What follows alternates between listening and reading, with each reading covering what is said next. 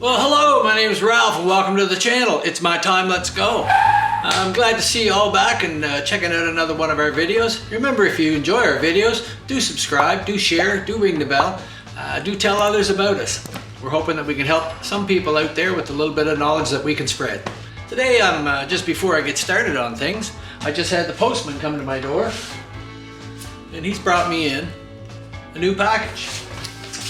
Now, I know what's in it, and I'm hoping that this is going to be a $200 fix to my problems. But I did see when the delivery guy came in, he took it, slammed it down on the counter like that. I went, holy man, it's supposed to be a lens in there, but look at that. Packed like $1 million. I've gotten so much stuff out of these States from eBay and such where they just throw a small part in a box and let it beat and rattle and bang around. It's so nice to see something where someone took some care. So I appreciate it.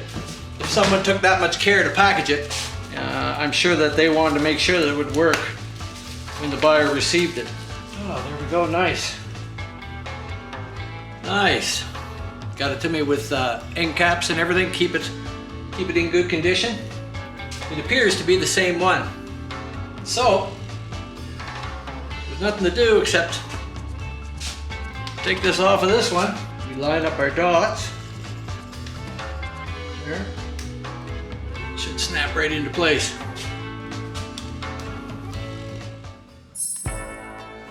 Oh man! Oh, come on! Ha! There you go. This is me doing that. The camera's working. I'm so pleased. It's going to be so nice to have two cameras. Zoom works on it. Nice. Nice. Just made my life a whole lot better. Thank you very much. Thank you very much. You don't know how hard things are until you don't have that. So losing that camera was a big deal to me. And being able to salvage it for a couple $100 versus what I had to pay for a new one. I'm real happy. But it's going to help me with everything. So, hey, Merry Christmas. It's a good day. You gotta celebrate the good things, even if I had to pay for it. All right. Yeah, so now that we got the cylinder stuff out of the way, looking at the pistons, and I want to show you something before I go over to the bike. I know that I've explained this before on other bikes. There is always a side of the piston that's marked. These are webbed pistons. They call that with a web in the middle here. And see, this one is marked here with a mark. Now that mark should always, always, always go to the right-hand side. As if you were sitting on the motorcycle, go to the right-hand side. That's because it's designed with these cutouts in mind when it comes up and down each time. If they've got the built-up web in them, then they're easier to see, and you can obviously put them on the right-hand side of the bike. So let's go over and have a look at Gus's, because I found something a little bit interesting there I want to show you. So now you can see we're looking at the pistons here, and these are the early style pistons that were only made up to 78, because they indeed have the solid web piece on the piston, only on one side, and it has the steel runner inside. But you can see clearly that this web piece is here on the right side that it's supposed to be. So on this side, as we look to it, it's plain to see that this side has the bump here, which it should be on this side over here. So they're backwards, so that the valves haven't hit anything there, but there always is that potential, and the pistons are made a certain way to go in a certain way. And when they designate them that they're supposed to be a certain way, that's the way they should be. And these ones aren't. So I'm going to take the piston pin clips out, and I look in here and I see there's just part of it there, and that's a good thing, or else if the opening was there, which is very close, I wouldn't be able to get these out. So you have to pay attention to where those are going. Where is the opening on this one? There is the opening right there. On the side, right? This area is where the opening is, just about to the bottom. And if it spun around, it'd be hard to get those out. They should be at the top of the stroke here. So this is the front piston on the left-hand side of the bike, and the openings are here on the side, and they should be at the top. And although it's a little harder to see, the opening is right there on the bottom. So those are just little things, but they should go in the right way. We'll cover all our holes because it hasn't really been decided what's going on with it. And you always cover them up out of habit to make sure that if you pop a clip or something like that, and it doesn't, it goes ping, and it's down in your bottom end before you know it. Let's get our little screwdriver in here.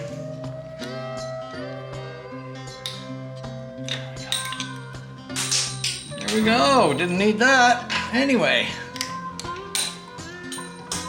I'm gonna have a look at those grooves to see whether they should have had those wire clips in there or not. I'm surprised to see the ring clips in this, because usually these earlier models will use the C-clip. So it's a little bit odd. It's definitely earlier pistons because of the web mark, the solid casting of the web mark on it, and usually those will use clips. So we'll see when we get them out. Always something different. Sometimes when they're stuck, we'll have to take a little tool like this little drift here and stick it in and make sure that that it's small enough that you're not hitting the clip that's in there. Let's give it a little tap and see what happens. Shouldn't be all that hard.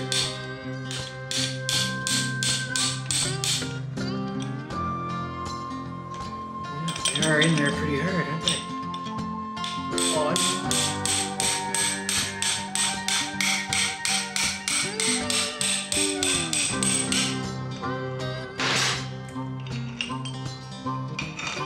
And there we go.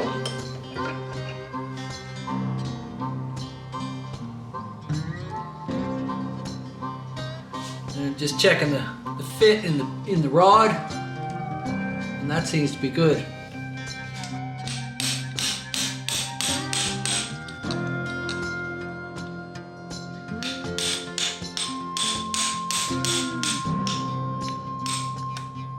I'm holding the piston over this way towards me against the rod, not letting it hit against the rod and then pound on it. Hold it back towards yourself. You can feel it so that I'm not touching the rod and putting any strain on the rods themselves, trying to beat it this way or that way. Just want to tap it through lightly.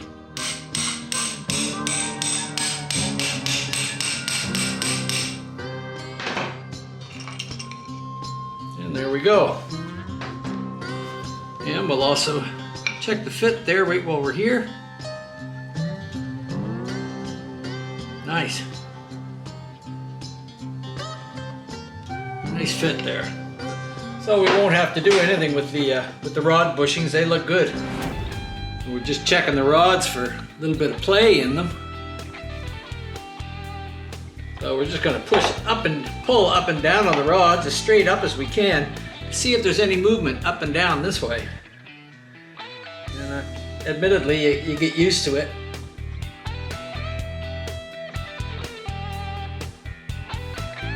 You don't feel so much up and down, but quite a bit on that.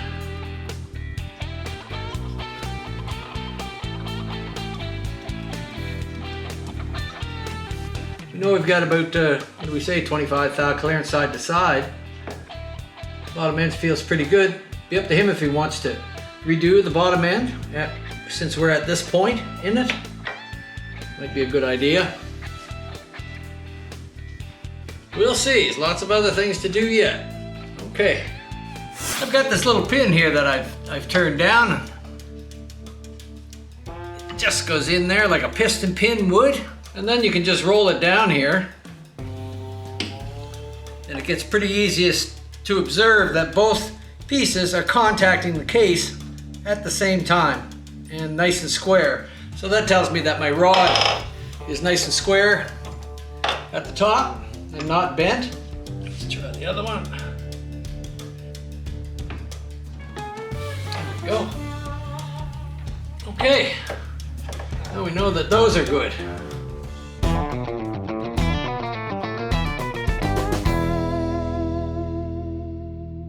So before we pull the oil pump off, I'm going to pull these gears off and get them out of my way. And whether we pull the bottom end or not, which I'm sure we're going to pull it, it doesn't matter. I want to have it off to set things up. We're going to take this little Jim's tool that's made to hook into the pinion drive and help you take it off.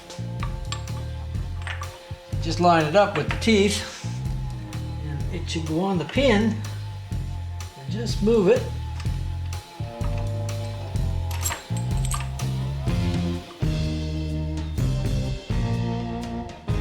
There.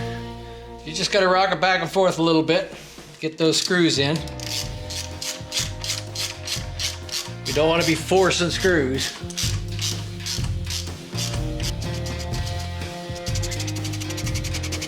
And this sinks it in the screws, and it's also on the pin in the case to hold it. Just got to snug it up, same as you would anything else. There we go. This nut on here is left-hand thread, so we want to be aware of that. We don't want to be trying to tighten it. When you tighten it, we're tightening it this way. So we want to take it off that way. And I'll put on my tool here that my sweetheart made me many years ago. And I just give it a little tap.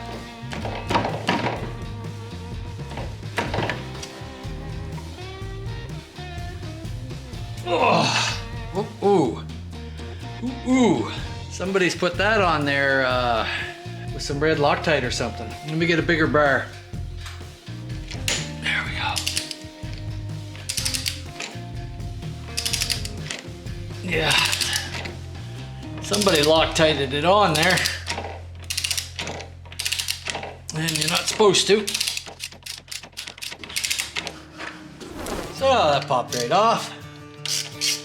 Great little tool. You can also lock it up in there by using a piece of rod, same size, and run that down till that hits top. Some rags on it. It's not my favorite way to do it, and this little Jim's tool just works great. Used to think when you bought it, how often will you use that? Well, let me tell you, I use that a lot. Okay. Now, we've got this little puller here that's been modified a few times. I'm hoping that it's going to pull that. Find a spot where it fits on there. Sometimes they'll pop right off, sometimes they won't. Okay.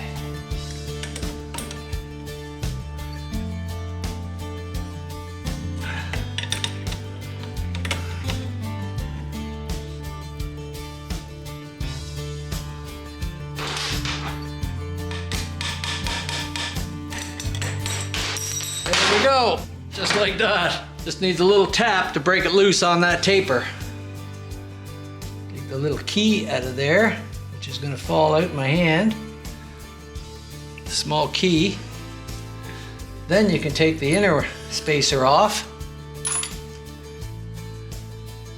Then we can reach in here. And that was in properly because that chamfered edge is supposed to go in there like that. So that's all good. And their pump, you can see oil trying to come out there.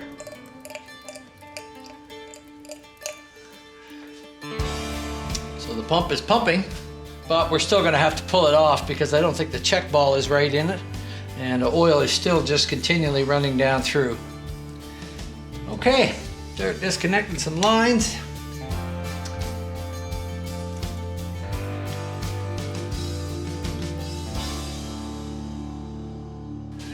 Finally.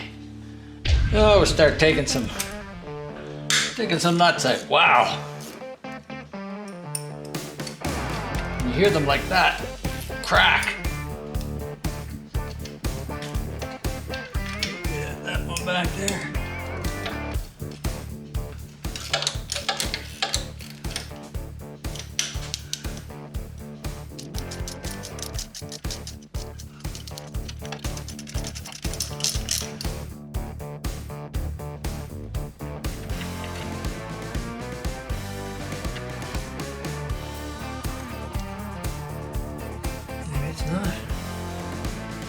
that for him.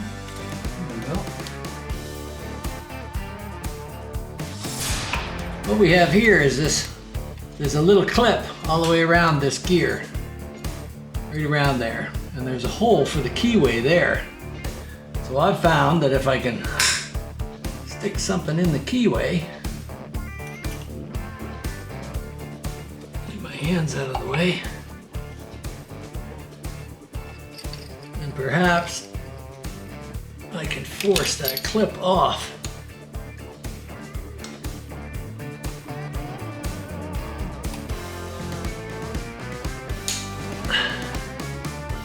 Just like that. Now we can slide these gears out. They should come out.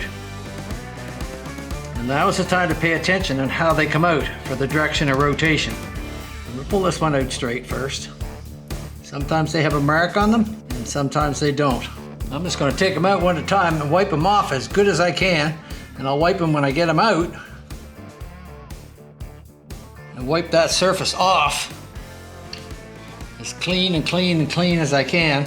And then I'm just going to mark it with some orange marker so that I know this is the outside. And I'll do the same thing as we pull this one off. And there will be a key in this one. There we go.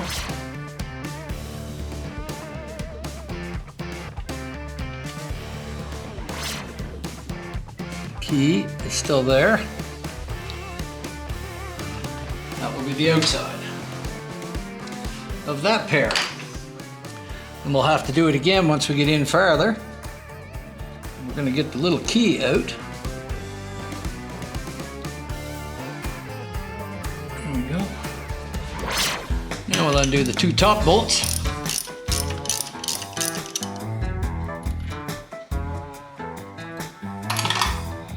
Some rusty. You should be able to slide that right off. That came out of there pretty easy. Now, before we go too far, we want to do the same thing with these ones. We'll wipe it off as best we can, and we'll just put some yellow marks on it. And we know when the pump goes in, we should be looking at those.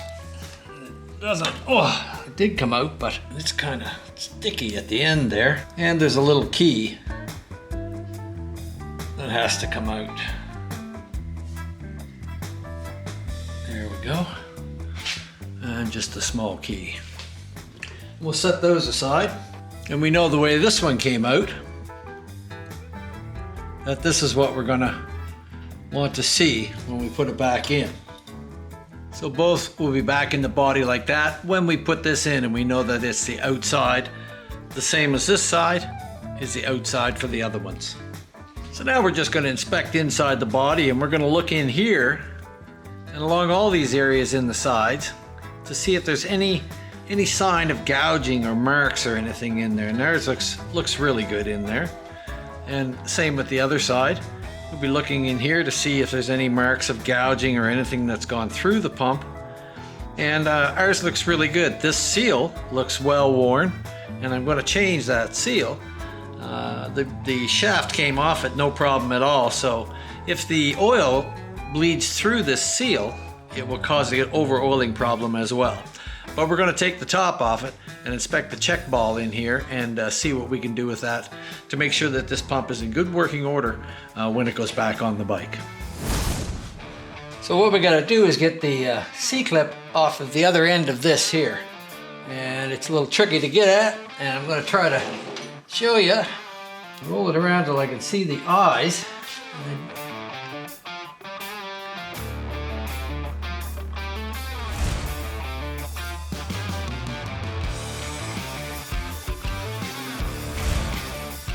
This will roll right out, and I'll put the keyway at the top because there is a key in it. It has to come out of it. Push it out this way. There we go. And we can take the shaft right out. And while I'm looking around in here, this particular needle bearing here is right out near the edge. And there's a cutout here for oil to go down and oil that into the camshaft on that bearing. And this bearing has not been seated far enough back in there to allow the oil to come down on the edge of it. And that probably has gone along to help with premature wear on the edge of the end of the cam because it's not being oiled properly. But we'll fix that. So that's about where we are for today. We've got the oil pump off it. That looks good. You know, we've pulled the cam gears out and everything. I didn't find anything really bad in there that would lead to the problem. I think that on the oil pump, I think that the little seal that goes between the pump body, when I pulled it off of the shaft, it just sort of fell right off, and there should have been some sort of resistance there, so it might have been bleeding through there too. But the combination of all the things that we found, showing you why it's blowing, the cylinders being the biggest part in it. Somebody just mismeasured, or I don't know. I don't know what's going on there. It's certainly out of whack. It's way too much clearance. I don't think by looking at those pistons that they were worn or made that clearance. I think somebody put those in there and thought it would be good enough to just throw some rings in it. But you can see that the inside of the cylinders are all pitted, water stained and everything else from where they've been sitting and where the ring's been in them. They definitely need to be rebored and redone, so we're going to do that and move right along with this. All right, stay tuned. More to come.